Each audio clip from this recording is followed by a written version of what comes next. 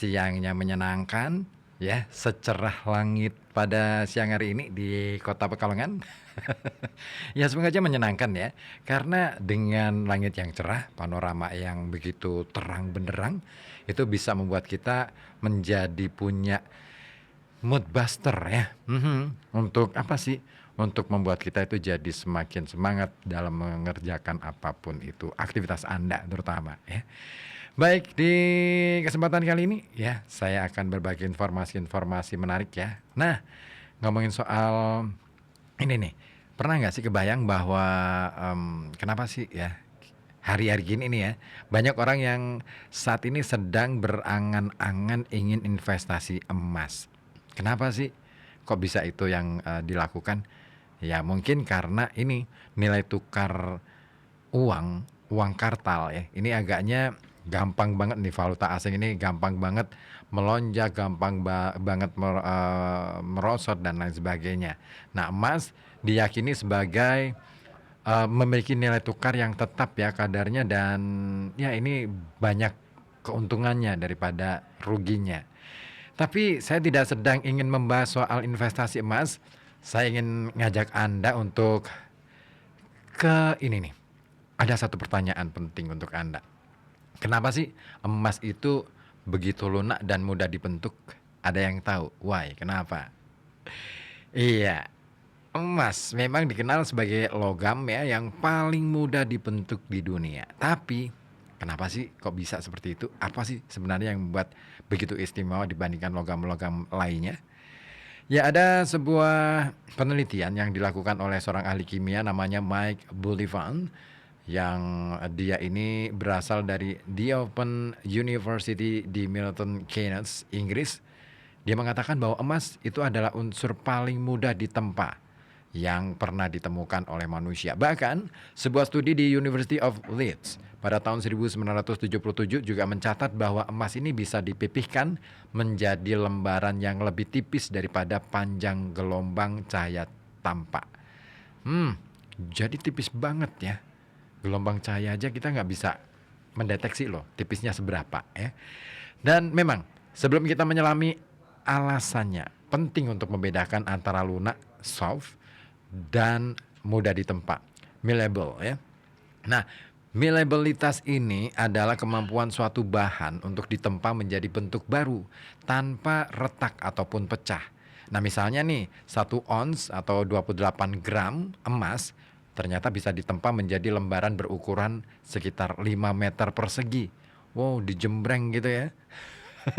Wow, padahal 1 ons doang tuh. Dan bahkan bisa menjadi lembaran setipis 0,000127 milimeter. Bayangin setipis apa coba?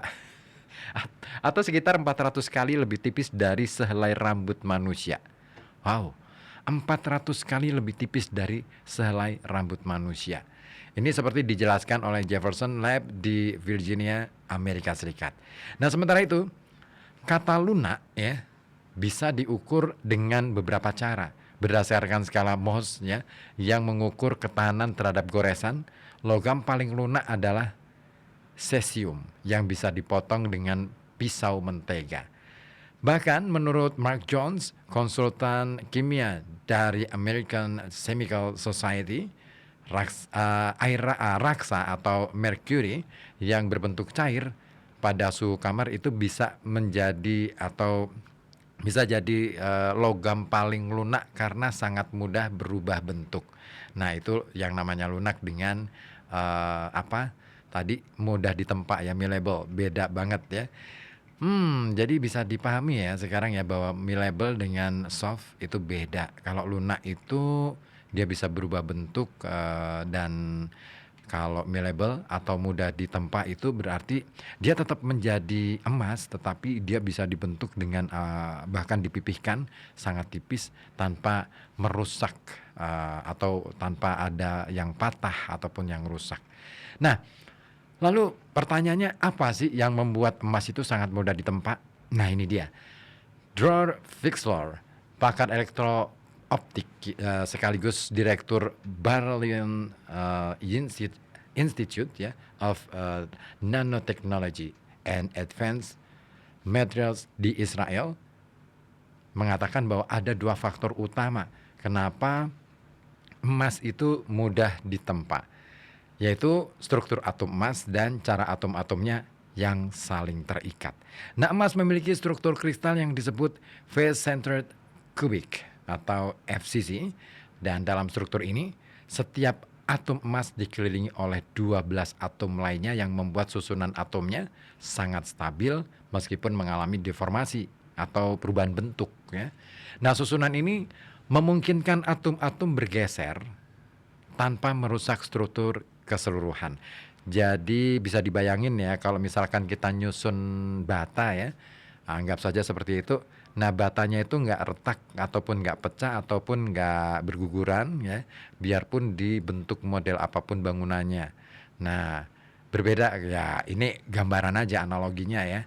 Nah, emas itu punya atom-atom kecil yang susunannya ada 12 atom gitu ya, yang kalau di deformasi atau diubah bentuknya emas itu ya, itu atom-atomnya itu hanya bergeser gitu, nggak kemudian akhirnya patah ataupun memisahkan diri. Nah, selain itu emas merupakan logam yang berarti atom-atomnya terikat melalui ikatan logam. Nah, dalam jenis ikatan ini, elektron-elektron terluar dari atom-atomnya bebas bergerak di dalam struktur, membentuk semacam awan elektron, ya. Dan awan inilah yang memudahkan atom-atom emas ini meluncur satu sama lain tanpa pecah. Nah, itulah kunci dari sifat kenapa emas mudah ditempa. Oh, jadi gitu ya. Andai kalau digambarkan barangkali gini.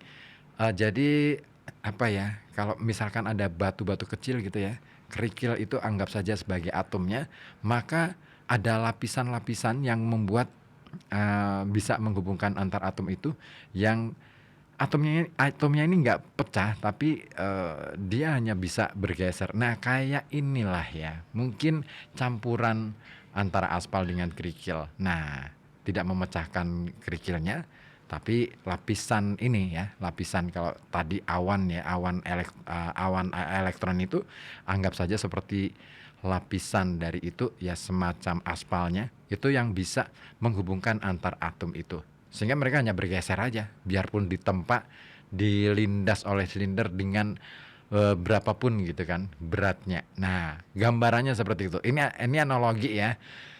Nah, menariknya perak dan tembaga ternyata juga memiliki struktur kristal dan konfigurasi elektron yang serupa. Hanya saja keduanya tidak semudah ditempa seperti emas. Artinya ada faktor lain yang berperan. Nah, menurut Mike Jones, hal ini bisa dijelaskan lewat struktur mikroskopik logam, dan logam dalam bentuk padat umumnya tidak terdiri atas satu kristal besar, melainkan dari kristal-kristal kecil yang disebut dengan grain. Nah, dalam studi tahun 1977 di University of Leeds, para peneliti menemukan bahwa ukuran dan kondisi grain emas ya bisa jadi berperan besar. Salah satunya, keunggulan emas adalah sifatnya yang tidak mudah bereaksi secara kimia. Ini ya, mungkin karena grain itu tadi ya, lapisan awan elektron itu yang melindungi gitu ya. Nah, akibatnya permukaan grain emas ini tidak dilapisi oleh oksida seperti yang terjadi pada perak ataupun tembaga. Seperti dikatakan Jones, lapisan oksida ini membuat grain pada perak dan tembaga lebih mudah terfragmentasi ya ketika ditempa. Nah, sebaliknya permukaan emas yang bersih dari oksida ini memungkinkan grainnya lebih stabil, menjadikan emas tetap utuh bahkan ketika dipipihkan secara ekstrim.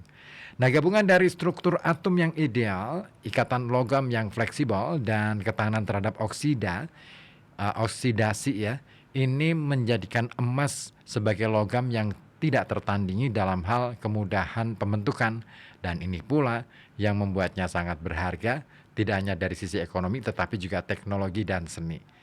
Nah, dari lembaran emas pada artefak kuno misalnya hingga penggunaan dalam teknologi modern, emas luar biasa karena sifat luar biasa emas ini terus memikat manusia selama ribuan tahun, bahkan sejak ribuan tahun yang lalu ya. Nah, bahkan ini emas dari zaman dulu ya, ini menjadi hal yang diincar.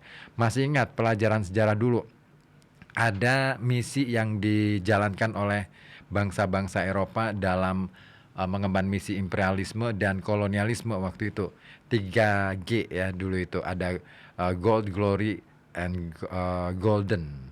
Nah, ya memang ada gospel pada waktu itu, tapi kemudian diubah ya, sempat direvisi gold, glory, gospel ya. Nah, gold itu emas. Nah, artinya yang dia cari, bangsa Eropa cari, nggak cuma rempah-rempah deh ke Nusantara ini, tetapi adalah budaya ataupun peradaban logam yang ada di Nusantara ini, di kawasan Asia Tenggara ya. Karena kita tahu bahwa kawasan Asia Tenggara dengan kondisinya yang bergunung-gunung ya, merupakan pertemuan dua sirkum ya, sirkum Mediterranean dan Pasifik ya. Ini menjadikan banyak gunung berapi aktif yang di dalamnya sebenarnya ya, kalau kita mempelajari geografi ya, dulu pelajaran geografi masih ingat nggak ya? Nah itu di dalam gunung-gunung berapi itu terdapat banyak unsur-unsur kimia, unsur-unsur mineral, bahkan unsur-unsur logam yang seperti emas, tembaga, bahkan bukan tidak mungkin uranium juga banyak terpendam di dalam bawah tanah kita. Nah, apalagi dengan kondisi itu ya. Nah, kristal-kristal juga banyak ditemukan di sini. Makanya saya pernah mengikuti salah satu kuliah dari Profesor siapa ya? Profesor Manu yang mencoba mengungkap makna dari batik dari naskah-naskah kuno. Ini menarik banget menurut beliau, bahwa berdasarkan kitab-kitab kuno yang umurnya sudah ribuan tahun yang lalu ya, ternyata ditemukan bahwa alat yang digunakan untuk membatik di era kuno ya, canting itu tidak dibuat dari tembaga, melainkan dari kristal berlian. Nah, batu-batu berlian itu